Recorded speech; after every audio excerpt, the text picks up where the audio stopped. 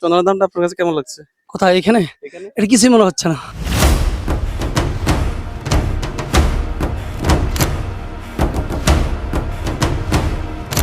দীর্ঘ ৩ মাস পর আমার যাওয়া হচ্ছে চন্দ্রনাথ ধামে। আমার পেছনে দেখতে পাচ্ছেন। আর আমি আছি সবেমাত্র পাহাড়ের কিনারায়। এখন থেকে উঠতে শুরু করবো উপরের দিকে। আর বৃষ্টি বাদলের দিন, তাই পরিবেশটাও বেশ ভালো লাগছে।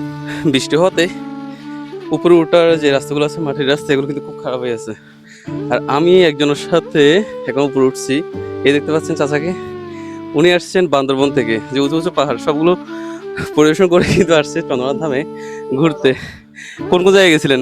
কেওক্রাডং, বান্দরবন, সাংসাংপাড়া, তারপর হলো মোংলাইপাড়া, তাজংটং। আচ্ছা, আর ওখানে বান্দরবন যে ঘুরলেন, বান্দরবন ঘুরে আসার পর চন্দ্রনাথ ধামটা আপনার কাছে কেমন লাগছে? কোথায় এখানে? এটা কিছুই মনে হচ্ছে না। এটা খুব ছোট। অনেক ছোট। যাই হোক, কাকাও ঘুরে আসছে অনেক জায়গা। ভ্রমণ পিয়াসী একজন মানুষ, উনি যাচ্ছেন এখন চন্দ্রনাথে, উপরে যাবেন।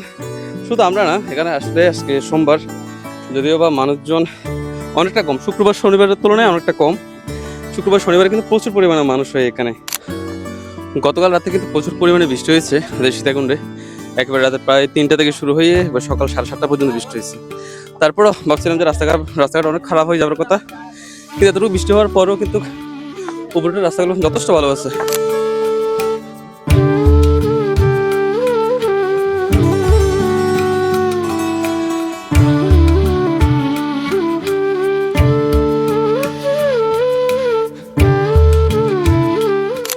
বর্ষাকাল আসলে চন্দ্রনাথের পরিবেশটা অন্য ধরনের। আমার পেছনে দেখতে পাচ্ছেন একেবারে সবুজ চতুর্দিকে। সৃষ্টিকর্তার আসলে কি লীলা খেলা, এক এক ঋতুতে পাহাড় এক এক রূপ ধারণ করে। আজকের পরিবেশটা আসলেই অসাধারণ অসাধারণ।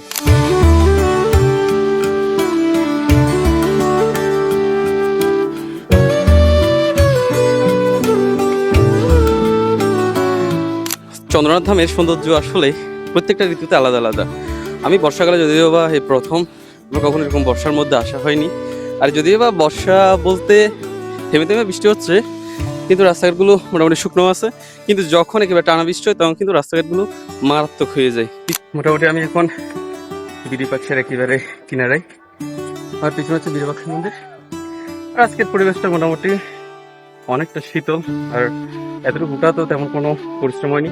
অন্যান্য সময় কিন্তু বিরুপাক্ষ ওঠা পর্যন্ত শরীরের অবস্থা একেবারে অধিক পরিমাণে ক্লান্ত হয়ে যাওয়ার কথা। আজকের পরিবেশটা ঠান্ডা থাকাতে মোটামুটি তেমন খবর হয়নি। বিরুপাক্ষ মহাদেব।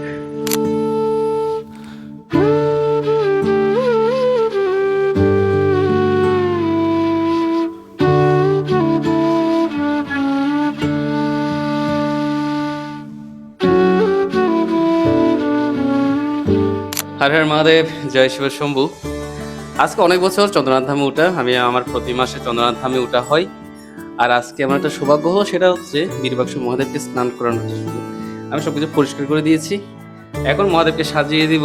যাক, এটা আসলে অনেক বড় একটা প্রাপ্তি যে মহাদেবের কাছে এতবার এসেছি, এই প্রথমবার মহাদেব আমাকে একটা সুযোগ দিয়েছে যে বাবাকে স্নান করানোর। হর হর মহাদেব, জয় শিব শম্ভু। মহাদেবকে স্নান করিয়ে দিলাম, এরপর মহাদেবকে পরিষ্কার করে একেবারে ফুল দিয়ে সাজিয়ে দিলাম। শান্তি লাগছে আসলে যে এত বছর চন্দ্রনাথ ধামে আসছি। এর আগেও অনেকবার এরকম সুযোগ হয়েছে, কিন্তু আজকের মতো একেবারে সব কাজ আমি করার মতো সুযোগটা পাইনি।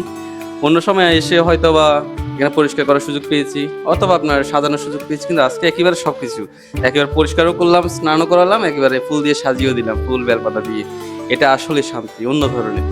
আমরা বিরুপাক্ষ মন্দিরের পুরাতন মন্দিরে স্নান করানোর পর আসলাম নতুন মন্দিরে। আর এই মন্দিরে কাজ করছে কিশোর, ও সবকিছু পরিষ্কার করে দিচ্ছে, মহাদেবকে স্নান করাচ্ছেন। আর এখানে প্রচুর পরিমাণে কিন্তু দুধের গন্ধ। আর দুধ দেওয়ার পর, মহাদেবকে স্নান করানোর পর যে দুধগুলো জমে থাকে, একদিন পার হয়ে গেলে কিন্তু প্রচ্ছন্ন গন্ধ বের হয়। এগুলো পরিষ্কার করতে আসলে অনেক ব্যাঘাত হয়, যে যারা পরিষ্কার করে তাদের কাছে খুব অস্বস্তি লাগে, যে গন্ধটা আসলে মারাত্মক। আপনারা যারা মহাদেবকে দুধ দিয়ে স্নান করান, তারা বিশেষ করে একটা কাজ করবেন, সেটা হচ্ছে প্রচুর পরিমাণে জল ব্যবহার করবেন, যাতে দুধের গন্ধটা এখানে জমে না থাকে। হর হর মহাদেব, হর হর মহাদেব, হর হর মহাদেব। আমরা বিরুপাক্ষ মন্দির দর্শন শেষে এখন চলে যাচ্ছি চন্দ্রনাথের দিকে। আর চন্দ্রনাথে যাওয়ার মানে বিরুপাক্ষ মন্দির থেকে চন্দ্রনাথ যাওয়ার রাস্তাটা মোটামুটি একটু সহজ লাগে।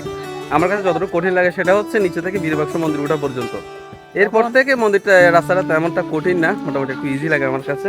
মানে বিরুপাক্ষ উঠলেই মনে হয় যে আমি চন্দ্রনাথ ধামে একেবারে উপরে চলে এসেছি, এরকম একটা ফিল হয়। চলুন তাহলে আমরা আপনাদেরকে আমি চন্দ্রনাথ মন্দিরের দৃশ্যটা দেখাই। বর্তমানে যেহেতু বর্ষার একটা সিজন, যদিও এখন বর্ষার বৃষ্টি হচ্ছে না, তারপরও পরিবেশটা কিন্তু খুব শীতল। অন্যান্য সময় চন্দ্রনাথ উঠে যে ক্লান্তিটা অনুভব হতো, আজকে তেমনটা হচ্ছে না। যে বললাম, সে রাত 3টা থেকে বৃষ্টি শুরু হয়, আর বৃষ্টিটা থামে প্রায় 7:30-এর দিকে, 7:30টার দিকে। ওই কারণে পরিবেশটা অনেকটা ঠান্ডা, আর মেঘও আপনার মোটামুটি আকাশকে ছেয়ে রাখছে। আপনার সূর্যের আলোটা পড়লেও তেমনটা পড়ছে না, অনেকটা কম। ফাইনালি 3 মাস পর আমার সেই শান্তির ধামে, চন্দ্রনাথ ধামে, একেবারে মন্দিরের সামনে আমি এখন অন্য ধরনের শান্তি লাগছে, অন্য ধরনের, মানে ক্লান্তিটা একেবারে নগদে চলে যাচ্ছে শরীর থেকে। মন্দিরে যাব, মন্দিরটা দেখি, বাবাকে একটু দর্শন করি। হর হর মহাদেব।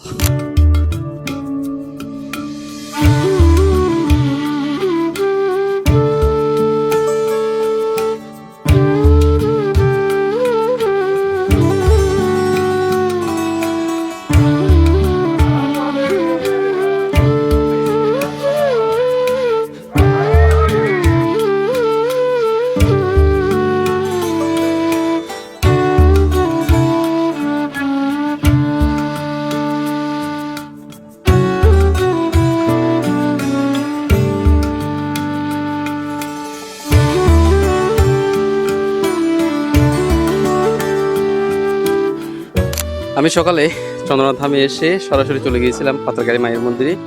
হরগোবিন্দ মন্দির দর্শন করে এরপর আবার ফেরত আসলাম। এখন বাজে বিকাল 5:30। এখন আছি আমি চন্দ্রনাথের একেবারে সামনে। এখন দেখতে পাচ্ছেন মন্দির বন্ধ করে ফেলছে। আগে যা দৃশ্যটা দেখেছেন সকালবেলার দৃশ্য ছিল, আর এখন দৃশ্যটা হচ্ছে বিকালবেলার। অর্থাৎ আমি বিকালবেলায় চন্দ্রনাথে এসে আবার পৌঁছালাম। দৃশ্যটা এখন খুব সুন্দর লাগছে, এত সুন্দর একটা পরিবেশ, শান্ত শীতল। আশেপাশে তেমন মানুষজন নেই, অনেকে চলে গেছেন। অর্থাৎ যারা চন্দ্রনাথ দর্শন করতে আসছেন তারা সবাই নেমে গেছেন নিচে। এখন সবে মাত্র আমরাই আছি, আমরা যারা একসাথে পাতালকালী মায়ের মন্দিরে গিয়েছিলাম একমাত্র তারাই আছি, আর বাকিরা সবাই চলে গেছে। দৃশ্যটা আসলে সুন্দর। চন্দ্রনাথ মন্দিরের একেবারে সামনে আকাশের দৃশ্যটা একবার দেখুন।